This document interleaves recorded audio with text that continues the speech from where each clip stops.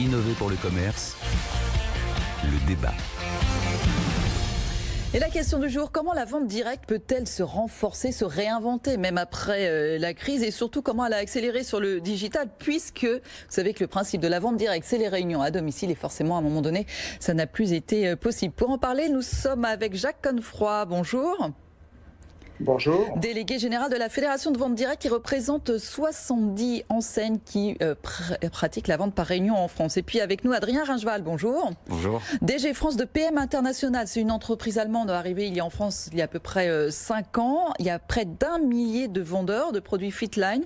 Ce sont essentiellement des compléments alimentaires, c'est bien ça? Compléments alimentaires et cosmétiques. Et cosmétiques, voilà, pour le bien-être. Alors qu'est-ce qui s'est passé pendant le confinement? Forcément, il n'y avait plus de vente directe. Et pourtant, vous nous dites, Adrien, que ça a été une explosion du chiffre d'affaires sur ces dernières semaines. Pourquoi? Qu'est-ce qui s'est passé? Absolument. Bon, déjà, on avait une croissance avant la crise qui était déjà présente. Et cette croissance s'est accélérée pendant cette crise.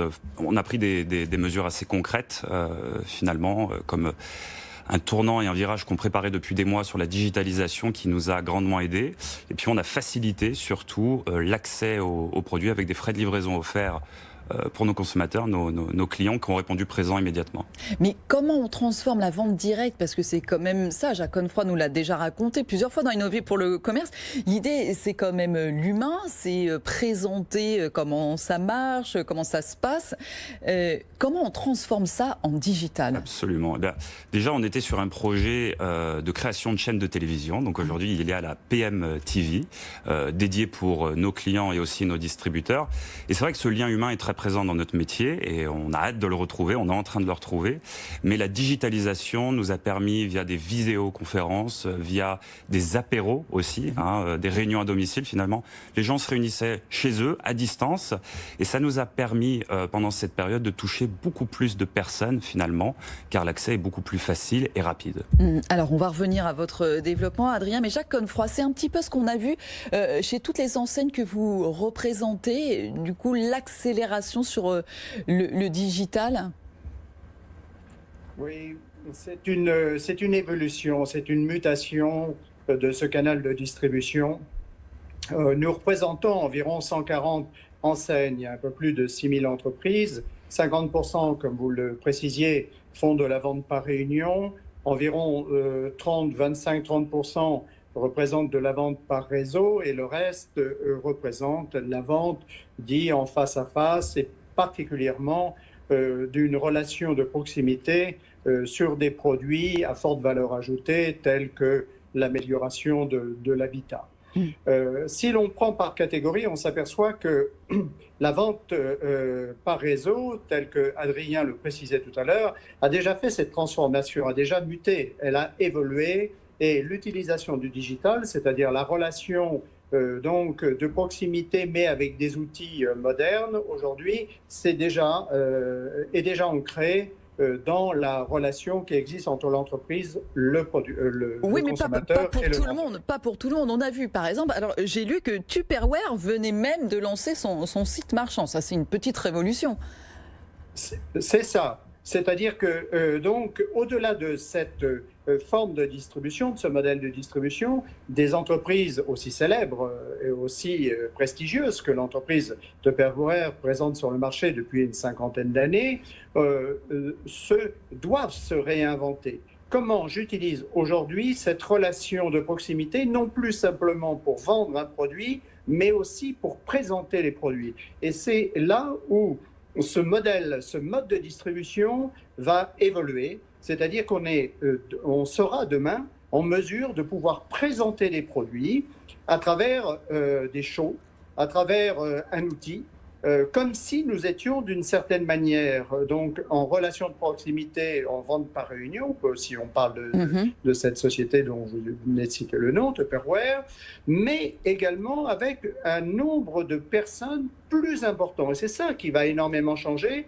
c'est-à-dire toucher un maximum de personnes avec une relation, dirons-nous, et une présentation différente de celle que l'on avait l'habitude de faire, tout en conservant, et Adrien le soulignait, et vous-même aussi, le contact humain. Et oui, alors justement, Adrien, ce qui est important quand on voit ce que vient de nous raconter M. Confroy, c'est que il faut changer les habitudes peut-être et la formation de tous ces vendeurs. Parce que c'est une chose, j'imagine, de vendre ainsi en réunion, et c'en est une autre de maîtriser les outils digitaux. Et puis on ne vend pas forcément de la même façon quand on fait du live shopping ou de la télé.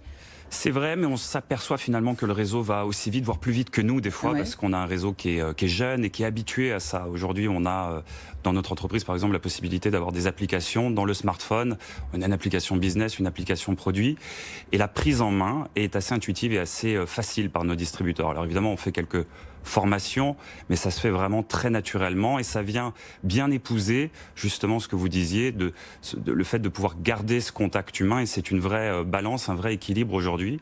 Et je pense que cette mutation dans notre entreprise et dans le secteur d'activité se fait très naturellement et très vite. Et en tout cas, on disait que vous aviez connu une croissance du chiffre d'affaires, donc plus de ventes, les choses se sont accélérées, mais il y a aussi plus de personnes qui sont intéressées du coup par cette activité-là. C'est un autre aspect finalement de cette crise. Alors je le répète, on avait déjà cette croissance avant, mais cette crise accélère aussi tout ça. Pourquoi ? Parce qu'aujourd'hui, les gens se questionnent beaucoup sur leur avenir professionnel. Ça fait l'actualité, ça fait débat tous les jours sur vos chaînes. Et aujourd'hui, on a envie de quoi ? De plus de liberté. On a envie de pouvoir s'occuper de ses enfants, de ne pas avoir de limite de revenus, de pouvoir s'organiser comme on l'entend. Et la vente directe, PM International, répond à toutes ces exigences. Et je dirais aussi sur cette nouvelle génération, ils aspirent à ça. Ils ont envie de pouvoir rêver. Et c'est ce qu'on leur offre, ou du moins on fait le meilleur pour leur offrir. Donc vous avez combien de candidats là sur ces dernières semaines ? C'est assez hallucinant, je regardais encore ce week-end, plus d'une vingtaine de nouveaux distributeurs, des centaines de candidats par mois, et du coup on fait au mieux pour derrière suivre en formation à distance tous ces nouveaux distributeurs. Et ça veut dire que tout le monde est intéressé par les produits Fitline, effectivement, voir ce que ça change. Est-ce que c'est vrai dans tous les domaines, Jacques Confroy ? Est-ce que vous avez remarqué, en faisant le tour un petit peu aussi de toutes les enseignes que vous représentez, que du coup, il y avait de plus en plus de vendeurs qui étaient intéressés par cette activité-là ? Alors, je crois que si on globalise, on s'aperçoit qu'il y a deux types de personnes qui aujourd'hui sont intéressées pour essayer, tester ce modèle ou ce canal de distribution, pour ne pas reprendre tous les termes donnés par Adrien. Mais on s'aperçoit qu'il y a aujourd'hui également une nouvelle génération de candidats. Et ça, c'est très, très intéressant et très, très important. C'est un canal de distribution qui, par la force des choses, est présent depuis 50, 60 ans, 100 ans dans différents pays. Et l'on avait, comme par le passé, l'habitude d'expliquer que c'était des gens qui avaient 40, 45 ans de moyenne. Là, l'évolution de la technologie, les outils modernes aujourd'hui, la digitalisation, nous permet de contacter ou de rencontrer des jeunes qui sont issus de milieux différents, qui ont envie là aussi, de tester en fin de compte ces possibilités ou leur évolution à travers des métiers d'autonomie, bien sûr, mais également avec l'utilisation des outils.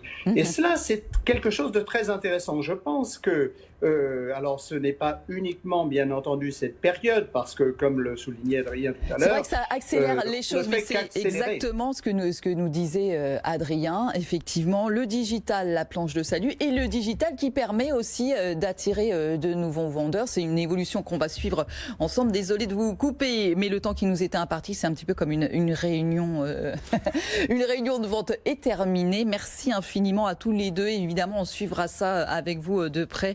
Le développement de PM International, Adrien Rangevall, merci beaucoup à vous, et le développement bien sûr de la vente directe, parce qu'on voit qu'on est en pleine transformation. Jacques Confroy, merci infiniment à vous d'avoir été avec nous, délégué général de la Fédération de vente directe. BFM Business. Innover pour le commerce. Le mot de la fin. Et le mot de la fin, c'est occasion. L'occasion est trop belle en ces temps de déconsommation, de Green Deal européen, de convention citoyenne pour le climat, de déferlante verte dans les grandes villes françaises, de crise post-Covid. L'occasion est trop belle de pousser plus que jamais à une mode plus vertueuse, faite de récupération, mais aussi de seconde main, de la grande distribution au luxe, tout le monde s'y met. Quand Gucci, marque de luxe du groupe Kering, lance sa collection de mode circulaire issue de matériaux recyclés, Cdiscount se lance dans la seconde main. Le géant français du web, qui mise déjà beaucoup sur le reconditionné, après un partenariat avec EasyCash, s'associe à Patatam pour proposer une offre de vêtements d'occasion. 20 000 pièces issues de plus de 60 marques pour femmes et enfants sont déjà proposées à la vente. C'est également à la baïonnaise Patatam que les hypermarchés Auchan avaient déjà fait appel pour les espaces de seconde main de ces hypermarchés. La seconde main pour la mode est un marché qui pèse 1,3 à 1,5 milliard d'euros. On l'estime en France, un marché de niche. Oui, mais c'est le seul dynamique. Alors, vu le succès d'enseignes comme de plateformes comme Vinted, les enseignes veulent aussi leur part du gâteau. Selon Fox Intelligence, 26% des articles de seconde main de la marque Levi's vendus en France le sont via Vinted, 23% pour Converse. En revanche, 6% seulement pour la marque parisienne Cézanne, qui a choisi il y a quelques mois de proposer sa propre sélection de seconde main dans son libre service. Allez, Innover pour le commerce, c'est terminé pour aujourd'hui. Rendez-vous la semaine prochaine.